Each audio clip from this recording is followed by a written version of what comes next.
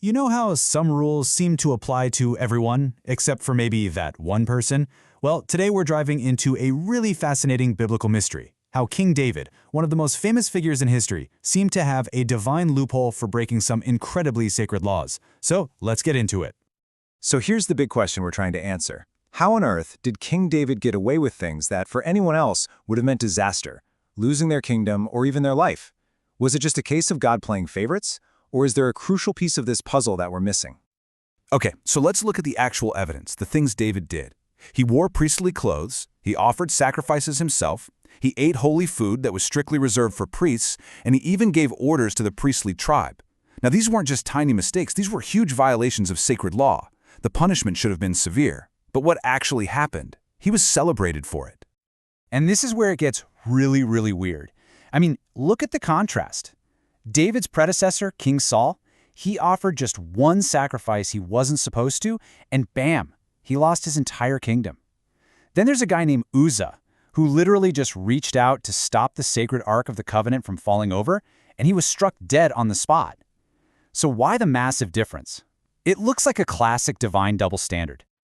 To really get what's going on here, we have to understand the laws that were in place. And we're not talking about simple guidelines. These rules were considered the absolute foundation of Israel's entire relationship with God. At the very heart of all this was something called the Aaronic priesthood. This was a sacred duty, a holy responsibility given only to Aaron and his direct descendants. Think of it like a divinely protected institution, a kind of holy firewall between God and the people. And the rules were crystal clear. Only Levites could serve in the temple, and only direct descendants of Aaron could actually be priests. Not even the king was allowed to cross that line. And the penalty, as we saw with poor Uzzah, could literally be death. This just makes what David did all the more baffling, right? So how do we solve this thing? Well, the first clue in our investigation takes us all the way back to the very first book of the Bible, Genesis, and to a very mysterious, almost forgotten figure. And this leads us to ask a really important question. We've been looking at all the rules for Aaron's priesthood, but what if there was another one? What if there was a higher order, an authority that could actually supersede the laws we thought were unbreakable? So way back in Genesis, long before the nation of Israel was even a thing, the patriarch Abraham has this very brief but incredibly important encounter with a mysterious guy named Melchizedek. And believe it or not, this one little meeting holds the key to our entire puzzle. So who was this guy? Well, Melchizedek is described as both a king and a priest, which is super rare.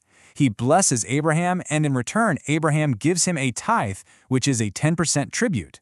Now, in the ancient world, giving a tithe was a big deal. It was a clear sign that you recognize someone's authority as being higher than your own. So that single act basically establishes Melchizedek's priestly order as superior to Abraham's entire lineage, and that includes the Aaronic priests who would come later. For hundreds of years, Melchizedek is just this kind of mysterious footnote in the story. But then, right in the middle of King David's reign, this ancient figure reemerges in a really stunning way, giving us the crucial piece of evidence we need to crack this case wide open. Okay, so hundreds of years have passed. The Aaronic priesthood is the law of the land, it's totally established. And then, God makes a personal, direct, and completely unshakable promise to King David himself. And here it is. This is the smoking gun, the key to the whole mystery. In Psalm 110, David writes down God's oath to him. You are a priest forever, in the order of Melchizedek. This is it. This is the moment. God himself makes David part of this ancient, superior priestly order, one that's completely separate from and higher than Aaron's. So we've got the law, we've got this weird exception for David, and now we have the promise. Let's pull it all together with a really simple concept from our modern world that's going to make everything just click into place. The term is ex officio. It's Latin, and it sounds kind of fancy, but all it means is by virtue of one's office. It's just the idea that the position or role you hold automatically gives you certain rights and privileges that other people don't have. Let me give you a simple analogy. Think of a CEO of a company, right? They can walk into any meeting they want, the marketing brainstorm, the engineering update, whatever. They don't need a special invitation. Why? Because by virtue of their office as CEO, they are an ex officio member of every single team. They're not breaking the rules of that specific meeting, they're operating under the higher rules of their position. So let's apply that right back to our mystery. What was the office that gave King David the right to do all these priestly things without getting punished? And here it is, the solution to the whole thing. David wasn't breaking the rules of the Aaronic priesthood because he was operating under a completely different, higher set of rules. He was acting ex officio, by virtue of his God-given office as a priest in the superior order of Melchizedek, a right granted to him directly by God's unbreakable promise. When you lay it out on a timeline, you can see how all the pieces just fit together over centuries. It all starts way back in Genesis with Melchizedek establishing that superior priestly order.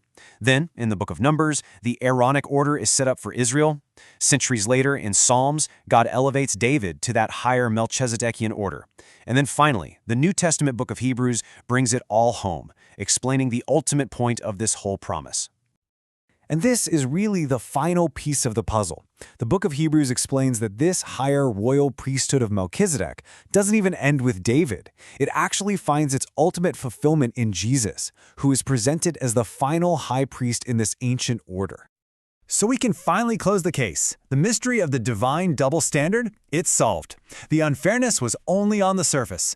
King David wasn't some lawbreaker who just got a free pass. He was a king operating under the full authority of a higher, more ancient law given to him by a direct promise from God. And that leaves us with one last, pretty big question to think about. If a higher law can completely change how we understand a lower one, what does that teach us about how we view rules and authority in our own lives? It's a fascinating thought about the very nature of law itself.